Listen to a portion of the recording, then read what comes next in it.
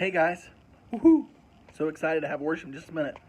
So, in our story about Paul, I think it's important to remember that as we're studying Acts together, Paul didn't know the end of the story. It would have been intense for Paul. He wouldn't have known what was coming next around the next corner. We can just flip chapters.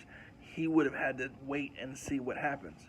Kind of like right now, what we're living in, we don't know what's going to happen next. We don't know what this summer and this fall looks like. We're kind of having to take it one week, one day at a time. That's how Paul would have felt in the middle of this Acts story. So let's not take that for granted that he didn't know what was next. When he came to be arrested, he didn't know he was going to escape from jail in some of the stories we have in Acts. Peter didn't know, but they were willing to be bold. So we're going to head into worship with some songs that speak to being bold. So sing along, stand up, worship, let's go. And then realize, kind of like those old black and white detective movies, we don't know what's coming next, but we know who is with us in our next. Let's worship.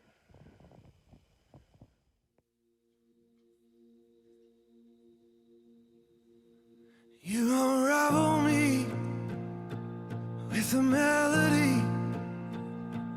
You surround me with a song of deliverance from my enemies,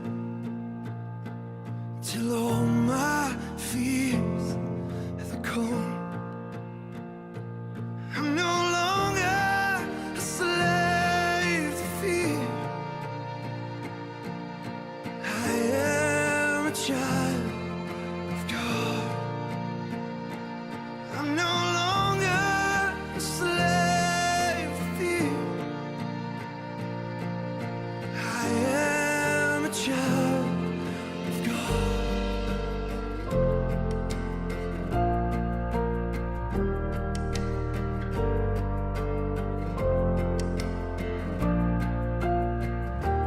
From my mother's womb, you have chosen me.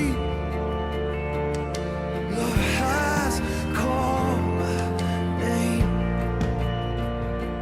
I've been born again into a family. Your blood flows through my veins.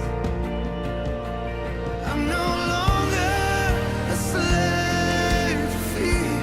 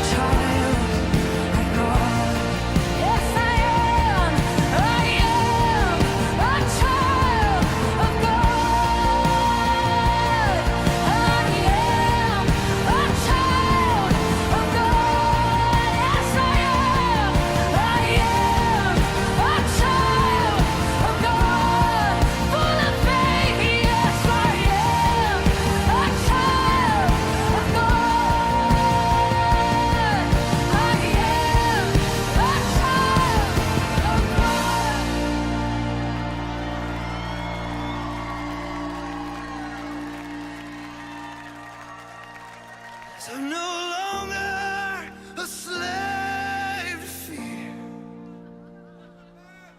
I am a child of God. I'm no longer a slave to fear. I am a child of God.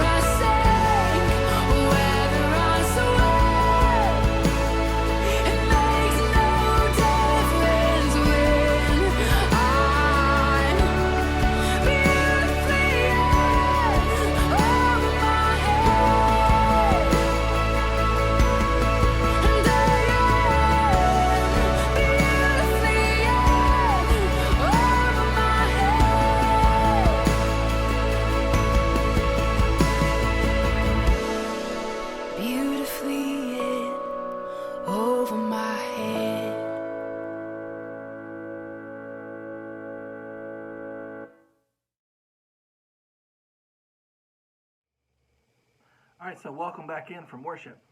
So today we're going to be in Acts chapter 17. So if you have your Bibles, you could turn to Acts chapter 17. And specifically, we're going to be talking about prison, but we're also going to be talking about this idea of speaking God's word and speaking who God is and God's message that he came to save, speaking that message, but also talking about what do we do with when we've been attacked? How do we walk away when someone just wants to argue? And then number 3, when we've been hurt, when stuff has happened to us, how do we keep going? And we won't have time to explore all these fully, but we're going to talk about those in group a little bit. So just to kind of prepare your hearts for that. So in Acts chapter 17, we have Paul, and he's got a few people with him. And he's been converted. He has a major conversion experience a few chapters earlier, where he was anti-Christianity, anti-Jesus, was against him, was an enemy, and then radically changed his life and became the biggest proponent, the biggest giver of Jesus to other people. And he goes on these missionary journeys where he's traveling all over the place. And so he goes to this place called Thessalonica, just a city, and he shows up there because it's a place where a bunch of Jewish people would gather in the synagogue. And it says for 3 Sabbath days, so for 3 weeks, he preaches in their version, in the Jewish version of a church. And he preaches about who Jesus was and how he fulfilled their version of Messiah. And so he's preaching to them. And some of them are convinced, and some of them follow him. But some of them are very jealous. And these very jealous ones decide that they want to take Paul out. And so it says that they hire some debased men, or another way of saying that is they hire some lowlifes, some thugs, some just rabble, and they get them to accuse and lie and stir up the crowd against Paul and his people. So by the time they go to arrest Paul, he's gone, and so the people he's staying with, people that are hosting him as a missionary, they are taken they're taken into custody, taken into prison. They have to post bail so they can get out. And there's this whole legal battle. Well, so Paul goes to the next city. And so for us, maybe it'd be like, he heads from here, he heads over to Greensboro. And he begins to preach there at their big temple, the big synagogue that they have there, the big church building for the Jewish faith. Well, the people in Thessalonica, so the people here, hear that he is preaching again down the road, so they go and they cause trouble there. And they just seem to keep trying to pull. And Paul just moves on to the next city. He leaves behind a few of his followers to begin working with and training up some of the people that did get saved. But he moves on to the next city. And so we have this thing where he is not deterred. He is not stopped when there's resistance against God being preached. He's willing to preach God even when he knows it could cost him. And so for us, are we willing to do the same? And we're going to explore that just a little further in just a second. The second one is this idea of arguments. Sometimes discussion is good. Debate is good. People asking questions and wanting to learn is good. But online especially nowadays, but even in person, some people just want to argue for argument's sake. They don't really want to learn. They want to just give opinions and have these fights online. Those people, quite honestly, Paul would probably walk away from. So we're going to go to a quick video. This video is it's called Kid Snippets, and it's a hysterical group of friends. And what they did was they had kids tell stories, and then the adults acted out and mimed the words of the stories. So these stories are made up by the kids, and then the adults act them out. It's called Kid Snippets, and this one is about an argument and facts.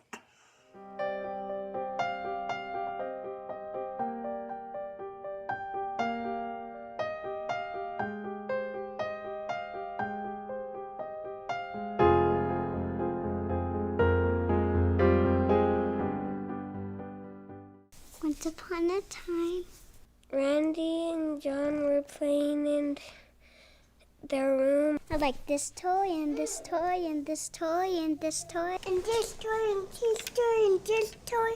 I don't like this toy.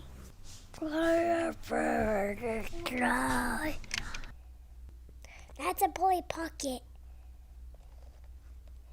I don't know her name. She's a mermaid. How come I'm so much buffer than you? Mermaids can walk with their tails. Watch, hit me right here. Girls are mermaids. Some boys are mermaids too. Brett and Dave were arguing in the other room. Fact! Brett, I had a class. You don't know what you're talking about. Fact. Oceanology. Oceanography. Oceanology. Oceanography. Fact. No. Please don't talk. And their dad came in. Daddy! A Polly Pocket. He said, I have a surprise for you. And he said, I'm going to bring you to the Globetrotters. Globetrotters. Oh, yeah.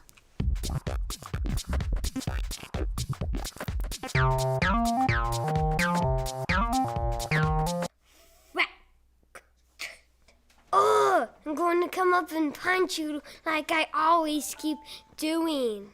And then their dad walked in and said, Dave, I have a surprise for you.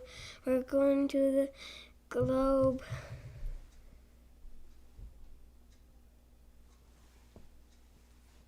Trotters right now.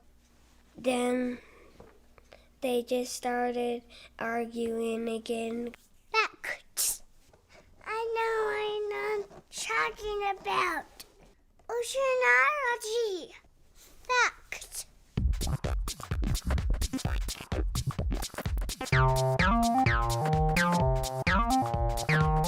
And then the dad walked in and said, come on, guys. That's what actually poked my eye really hard. Then they went in the car. Ow! Ow! And their dad got in the car and he said, all right, I've been so excited to spend some time with you guys. That's gonna be fun. Whoa, whoa, whoa, whoa, whoa, whoa, whoa, whoa, whoa. Do you know the way to San Jose? Fact. I took oceanology at school by oceanology. All the stars there never were. Popping cars, popping gas. Bum, bum, bum, bum. Fact. It's called oceanology. Fact. Shut up, Brett. Really? She has short hair like a boy, but she's a girl. Hey, Dave, what's oceanography? Dad, tell Brett to be quiet. Silly Brett. You silly Brett. The name is Silly Brett. Wow, wow, wow, wow, wow, wow, wow, wow, wow. Brett, I had a class. Brett. Brett. Hey, behave. You have a stressful day. Brett. You don't know what you're talking about. Hey, you guys, be quiet. I'm gonna turn this car around. Fact. I don't want to tell you again. Fact. You're an idiot. If I hear one more word, I'm going to turn this car around.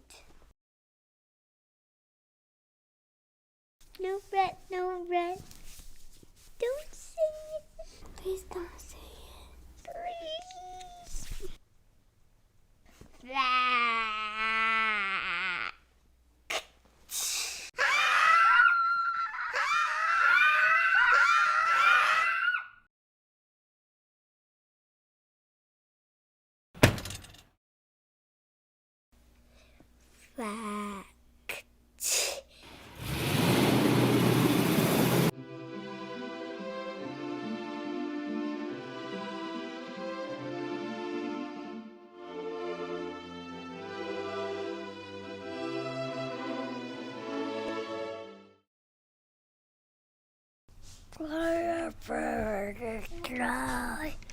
was weird. Okay, so I can almost guarantee you will never say the word fact the same again. And you can look up more of their videos. It's called Kids Snippets. It's funny stuff. But just like that video, there's times when people are going to want to argue with you about faith. And there's a piece of us that's like, I got to defend my faith. And it's true that if they're wanting to learn, if they're wanting to knowledge, if they're wanting to gain information, man, you should discuss for as long as they're willing to listen. But it's also true if they're just wanting to argue with you.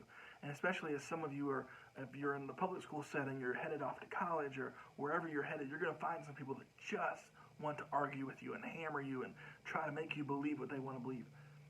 It's okay to walk away sometimes. It's okay to say, hey, I think we're probably just at a place right now where we both need to walk away for a little while. It's especially okay to do that online where there's not relationship happening. Just walk away. It's okay. And this is something that we see Paul do over and over again. So just walk away. But we also see him willing to be brave in his message. And so there's this tension that we've got to have between being willing to share the message of God, being willing to say the message out loud, but also willing to walk away. And there's a tension there. And I think all of us will struggle with either speaking about God when maybe we just need to step away for a little bit, or maybe our struggle is with ever speaking about God. We just always stay silent because we don't want to say the wrong thing, or we don't want to mess up, or we don't want to, be embarrassed. We don't want to embarrass God. We make excuses. And I think the point is we can be bold in our faith, but that includes being bold in saying, I don't think you're really listening. So let's just take a step back for a little while. It's this real interesting tension I think we need to learn to wrestle with some. But then the final one. How many of us have ever been hurt? I think we've probably all been hurt in some way or one way or another. When we get hurt somewhere out there, when we get hurt doing something dangerous, we get it. We got hurt doing something dangerous. It makes sense. You get hurt riding a motorcycle, or you get hurt racing, or you get hurt playing football. It comes with the territory. But when we get hurt within our family, it hurts a little more because that should be a safe place. When we're hurt by our friends or by a loved one, by a relationship, that should be a safe place. It hurts a little more. When we're hurt by people within the church, people that should be looking for Jesus, it can hurt our faith. And I think a great lesson from Paul is to keep going no matter if you're hurt or not, and to trust that God will work it out. And the second thing is realize maybe it's not about them that are doing the hurting. It's about the people that are being saved that you are impacting. Man, if all I concentrated on was the people in church that have hurt me, I would get discouraged pretty quick. But when I see some of you guys getting your faith and claiming your faith and learning things within your faith, I can put up with a lot of junk to see those moments of I got it. Those moments when the Spirit of God come down upon you and I just see you blossom into an amazing student. I can put up a lot of junk to get to those moments. So it's up to you to find those moments. Find those times when God does something amazing. Paul had one built in because it was an amazing moment when he got saved. And he could always go back to that. So do you speak God with boldness, even when it could cost you? But are you also willing to walk away from arguments and not have to have your value in them believing you about your faith?